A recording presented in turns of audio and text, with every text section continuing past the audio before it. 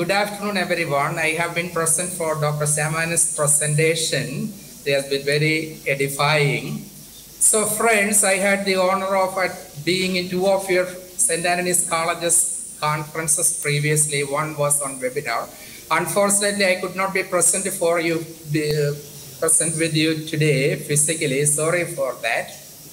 Now, see, I will share my screen right now. So friends, today I hope you have my PowerPoint with you. I have shared my screen there. It is available, I hope. Okay. See, my paper is titled, "Is Artificial Intelligence That Artificial? Philosophy and Spirituality for the Artificial Intelligence Age." I know you are very tired now. You are already running late. I will try to be a bit quick and try to finish it up in 30 or 40 minutes as soon as possible, not to strain you too much. See, in the past two, especially in the past session, you have come across the various applications of artificial intelligence, the technological implications and applications of artificial intelligence. Everywhere we hear quite a lot about artificial intelligence. But there are areas and questions that go unaddressed with regard to artificial intelligence. Such sort of questions we will be asking in this kind of interdisciplinary seminars. See, Nick Herbert is an American quantum physicist. When quantum physics was developed, he compares it to a two-story building. The top story is occupied by engineers, scientists, technicians. The bottom floor, there are only a very few, but they are the founding fathers of quantum physics itself, like Niels Bohr, Heisenberg, Schrödinger, and so on. They are obsessed with the question of meaning and reality. What do these quantum facts actually refer to? What philosophical, metaphysical implications are there for these discoveries? This was the concern of those physicists. So friends, today, now I wish to take you to the ground floor now from the top floor, from science and engineering to some of the philosophical and theological implications of the developments in artificial intelligence. We see quite a lot about machine learning, deep learning, epistemic neural network, these kinds of scientific jargons you are so quite familiar with. Are they pointing to something foundational, fundamental, philosophical? That is the question that we will be tackling in this session. To argue my point, I have two central questions. Firstly, is artificial intelligence that artificial? Is it a misnomer to call artificial intelligence as something artificial? That is the primary question. Secondly, is intelligence that simple? That is to say, does intelligence, the intelligence in artificial intelligence, does it suggest to something super intelligent? Of course, my thesis would be this: artificial intelligence is deeply natural. Of course, I am not going to be very technical and systematic here for want of time, because I should have been defining what is artificial, but I don't go into such logical intricacies here. See, we say humans only discover new things, never invent. The point here is that we only understand and comprehend, we only control and master the resources and mysteries of nature. That is what basically science and technology is. This is literally true about artificial intelligence also. It is in that sense that I say artificial intelligence is not that artificial. Rather, this is all the more natural, so cosmic and foundational. To argue my point, let me bring your attention to some of the powers, capacities, or mysteries of nature, or some instances of the deep intelligence of nature. You know, in recent times, Harvard University closed down their School of Engineering. This might sound very strange, but this was for the better, in the sense they closed it down and opened a new department called the School of Biologically Inspired Engineering. The details are given there in the slide. You can read them and not going into the details. The presupposition here is that nature has so many resources at stake on account of our... Okay, so the point was that Harvard University closing down the School of Engineering and opening up the new biologically inspired engineering.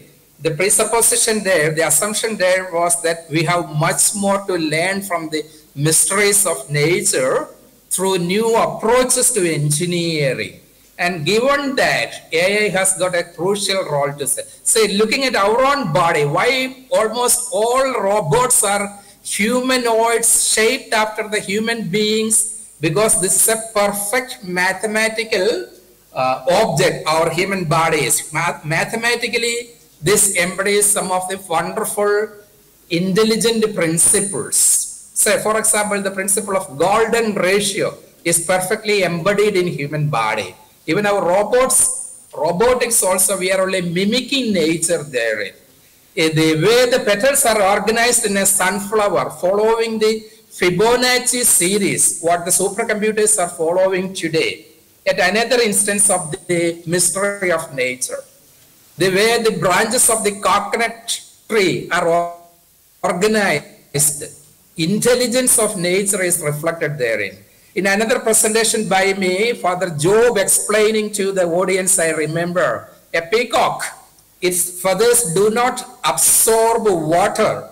Father Job has been enlightened me saying that because the principles of nanotechnology is present in the feathers of peacock, it seems. What does that mean? God knew nanotechnology while making peacock. This is how we understand the mysteries of nature.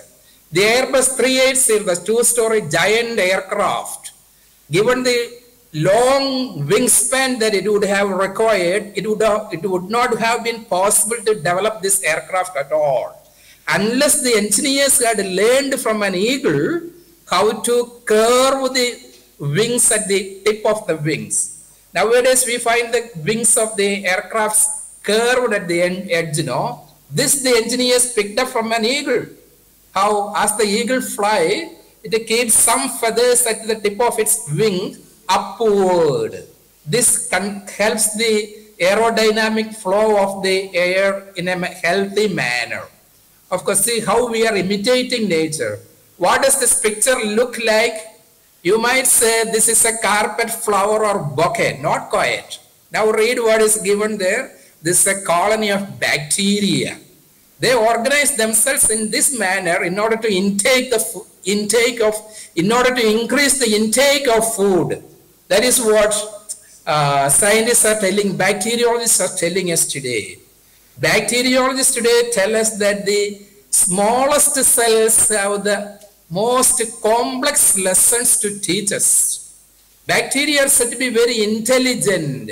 Bacteria are said to be altruistic.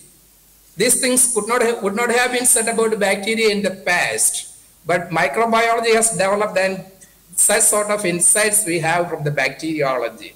So now go back to the metaphors and the scientific jargons that you have been hearing from this morning. For example, the neural modeling network. Where do we adapt it from? Basically, Google's DeepMind, deep learning technologies. Basically, we say, scientists tell us that the way that the proteins are processed in our neural networkings within the brain. Of course, the AlphaFold 2 technique is very much present in the neural networking model that the AI is following today. Again, we are only following and mimicking nature here. ChatGPT, I heard Professor Shyamanan explain these things in detail, very good. But you know, ChatGPT still remains a mystery despite the fact that we are able to master it and control it with the big data. There is a lot of elements of randomness still present in it. Some of the founding engineers of ChatGPT say that they do not fully understand as to how ChatGPT works. Even such a simple AI celebration technology remains very much elusive and mysterious. Douglas Householder and Judeo Pearl are two founding fathers of artificial intelligence. They are quarreling with artificial engineering scientists, you know, today.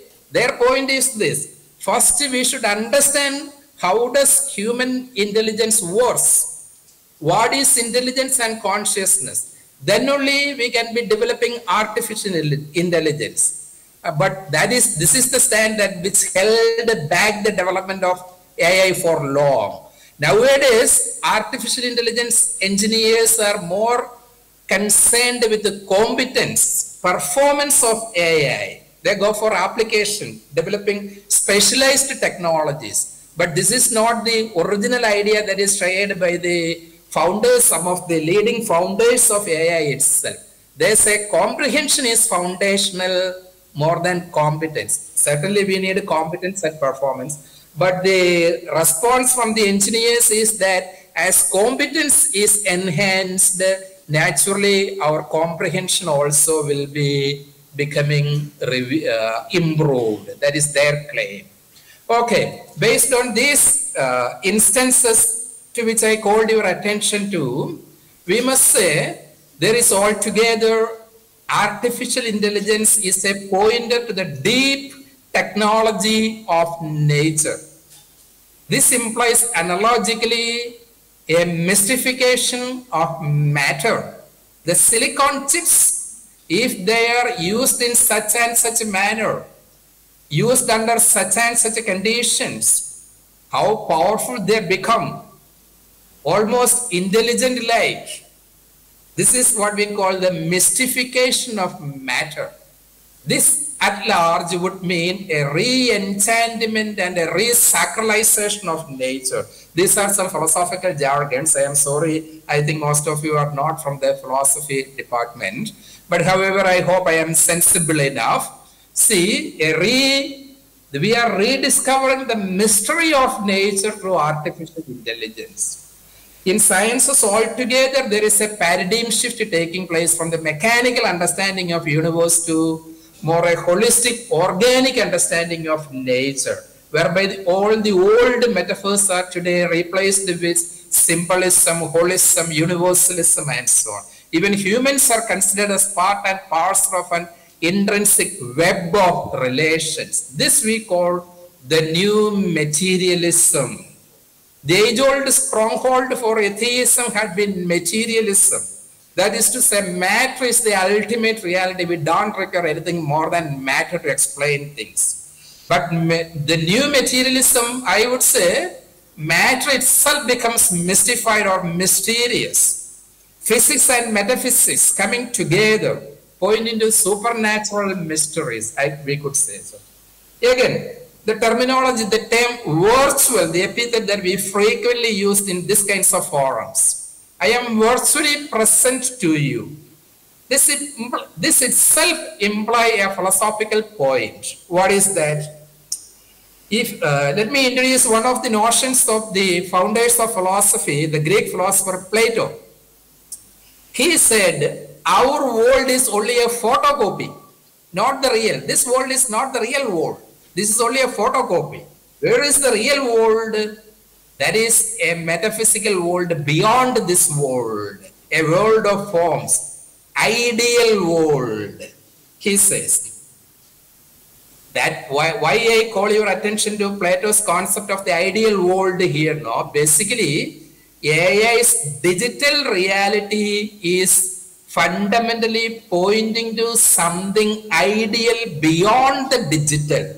Digital is only a copy. I know this is a contentious, questionable statement. Some of you may not be comfortable with this kinds of formulation, but if you understand me rightly, I think there is no issue about this. You know the way the renowned physicist from India, E.C.G. Sudarshan, his name was recommended for Nobel Prize 9 times. He did not get it because tachyons particles were not yet discovered.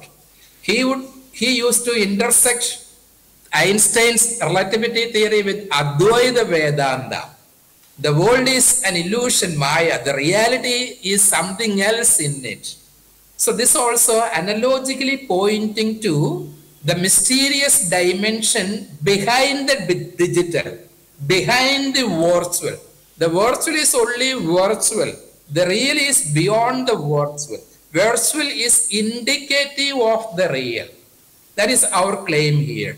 Being virtual is analogically being transmaterial. That term, you know, something being beyond material is what we call transmaterial. Transmaterial, to some extent, we could say, is analogically proximate to what we call as metaphysical, supernatural, religious or spiritual. Okay. And this comes close to the Taoist understanding. My argument was that the mysteries of nature are exploited and mastered even in artificial intelligence. And the Taoist metaphysics or philosophy has finally absolutized the mysteries of nature or the laws of nature as the ultimate reality. This is a famous saying in Taoism. What is that? Man follows the laws of the earth. Earth follows the laws of nature. Nature follows the laws of the Tao. And Tao follows the laws of its own intrinsic nature. That is to say, the laws of nature becomes in a way ultimate. And this guy, Anthony Flew, was a hardcore atheist in Oxford until 10 years ago. He passed away in recent years, exactly, I don't remember. And he changed his stance recently, saying that there is a God. He struck out the no in the title of his first work and overwritten with yea. He says, I go there where reason leads me. The developments in sciences and cosmology, especially the idea of cosmic fine-tuning, the mysteries of nature and mysteries of DNA are pointing to a super intelligence. This is something indicative of a divine, not exactly a personal God, some super intelligent principle, Anthony Flew says. The same we can attribute to the mysteries of artificial intelligence also. Okay, now moving on to my second question, focusing on intelligence. Artificial intelligence is not anything that artificial as we call it. This is essentially supernatural. That was the first thesis that I have been trying to explain to you. Secondly, intelligence and consciousness. This also, the intelligence that we are manipulating in our AI technologies is basically pointing to a super intelligence. How do we explain this point? See, these are some of the central questions that we are confronted with today. Will AI replace human intelligence? Will there be post-human humans? Will there be conscious silicon chips? Is there soul for robots? Will there be a neurological singularity? Will you be baptizing a robot? These questions you may be familiar with. Can we attribute personhood to the robots? AI robots, that's the question. If we make a robot, humans with the silicon chips alone, yes. Did somebody want to say something? Okay. I would say, friends, in as much as Professor Job is likely to have told you that AI is science at its best, I would agree with this position. I want science to be at its best through AI. For me, in as much as AI is science at its best, it is also philosophy, religion, theology, and mysticism at its best. That is AI, development in AI. Why do we say that? This is my optimism. Teilhard de Chardin is a French scientist, philosopher, and theologian. He made this prediction about 150 years ago. He said, the day will come when after harnessing space, the winds, the tides, and gravitation, we shall harness for God the energies of love. And on that day, for the second time in the history of the world, we shall have discovered fire. What Chardin has been predicting was that after having mastered all other energies, science will discover the energies of love. That will be a decisive moment in the history of the world, like the discovery of fire in the history of the humanity. Chardin has been very prophetic, I think. This is my optimism about AI also. Chardin is being literally fulfilled, going to be realized. Chardin's prediction is going to be materialized, that is potentially through AI. This is my hope. Say, for instance, this picture is from Stephen Hawking. Hawking says, why our intelligence is so limited? Because all of us are formed in the wombs of our mother's uterus. There is a size limit to the extent that the uterus can be containing the brain. That is why our brains are so limited. If we can grow brains in laboratory dish, we will have super brains and super intelligent beings. This is one of the earnest researches that is going on today. And you know, this one, affective computing, another area of development. Most likely, Dr. Syamanand will have explained this point to you already. See, can we make computers affective, lovable? Or there are said to be mirror neurons within our brains which are responsible for affection, altruism, and so on. Unfortunately, these neurons are in bound state.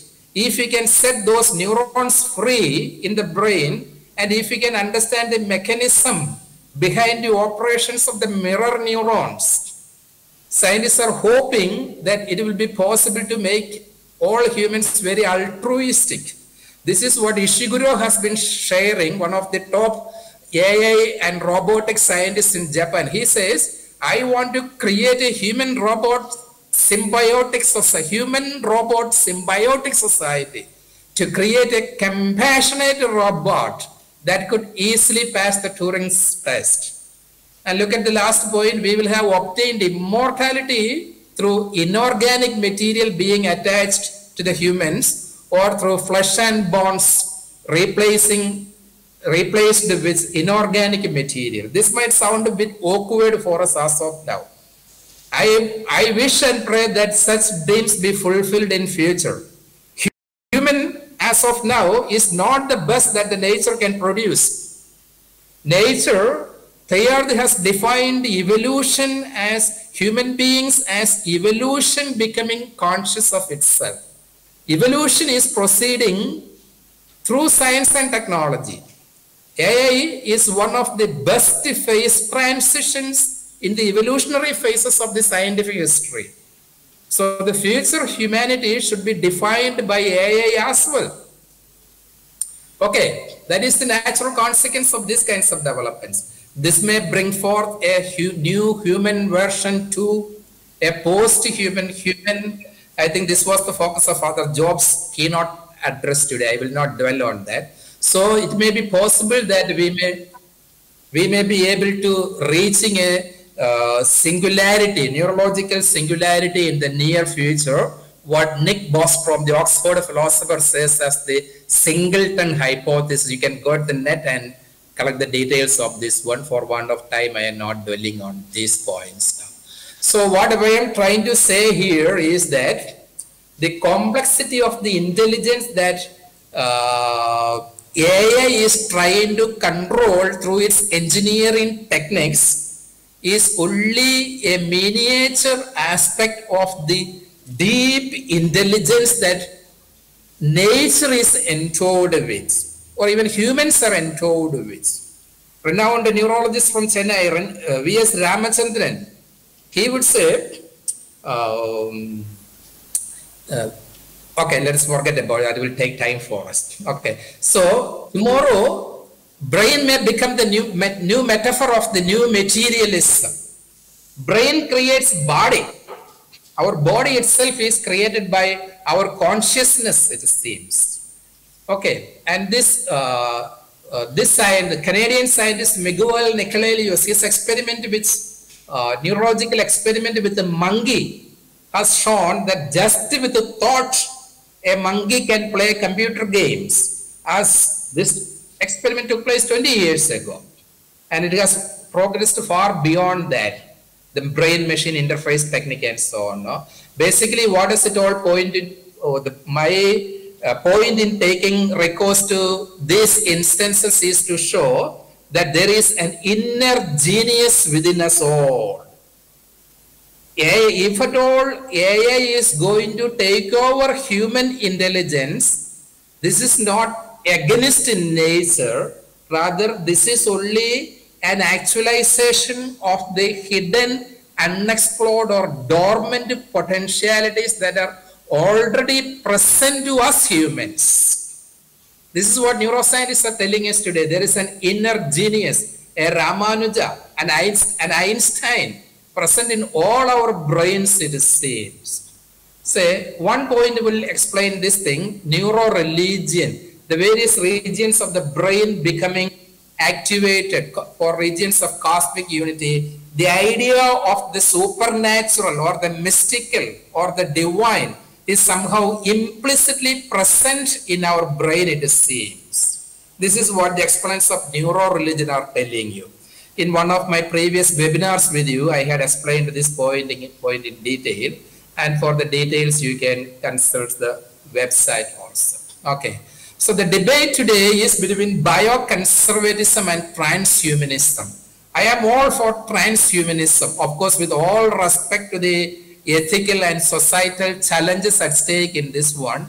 There is no point in criticizing it as that we humans are playing God. Playing God is basically discharging our responsibilities as co-creators with divine. Okay, will we become underdogs under superhuman reign? As I already said, human is not the best that the nature can produce. Does a cyborg have a soul? I would answer in the affirmative that in as much as the silicon chips that we are using, in as much as anything that is material, given our understanding of the new materialism warranted from new physics and neuroscience, if this question doesn't occur at all, does a cyborg have a soul? Everything material is analogically soulish, to some extent soulish, we could say. What about human dignity?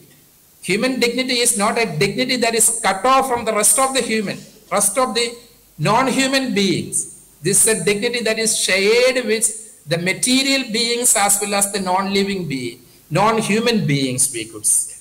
Rather than belittling human dignity, it only enhances our human dignity. And this is the statement of one of the leaders of a Catholic theologian in Vatican, who said, dividing body and soul is a terrible dream. This is unwarranted. We are creators, not creators, but creatures. But I must respectfully disagree with this theologian, given the background arguments that I have been presenting to you today, given the enormous potentialities that these developments in AI imply for spirituality and philosophy. And this kind of idea has been prevalent in several religious traditions, especially in Hinduism, where soul is considered as something universal, not exclusive to human. And this was the original Jewish idea also, which has somehow got overlooked in the New Testament in Christian theology. I am not going into the details here. So I will wind up here. Does it belittle our human dignity? Not at all. Rather, it enhances our human dignity.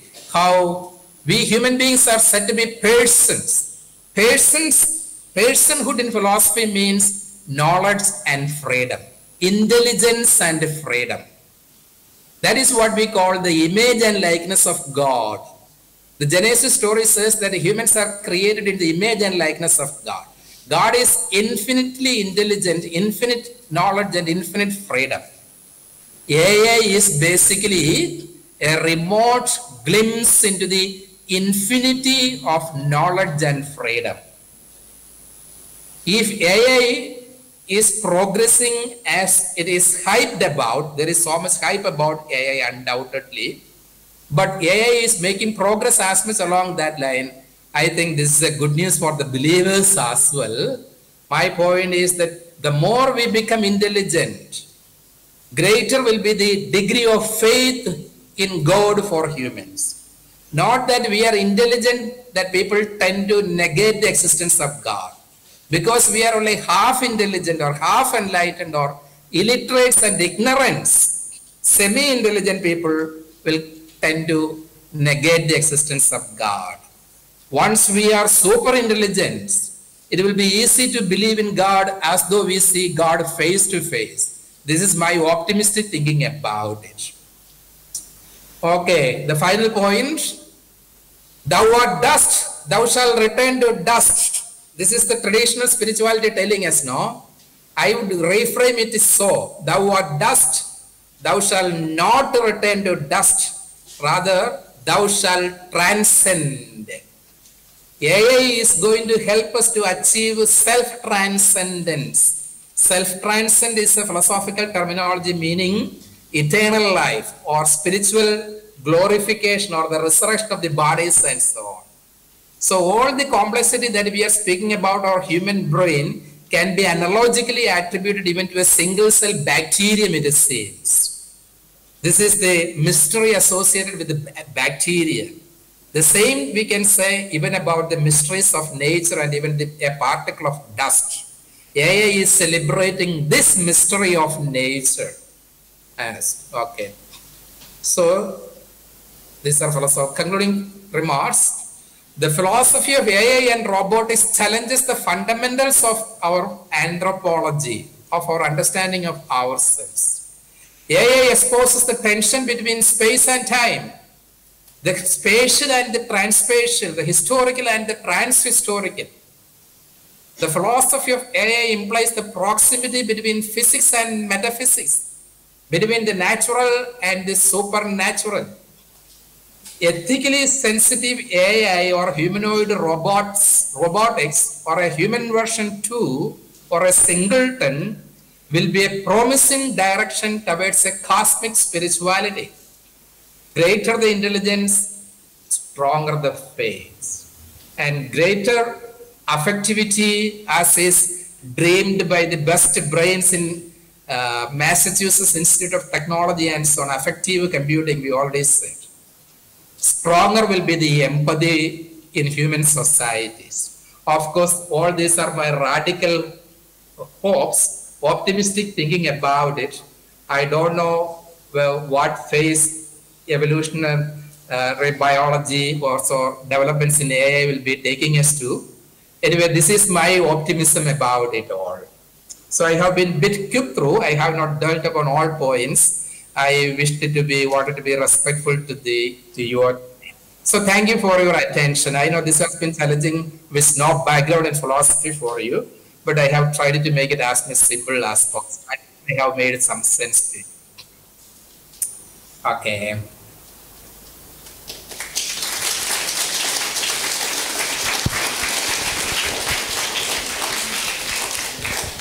If there is any question from the audience.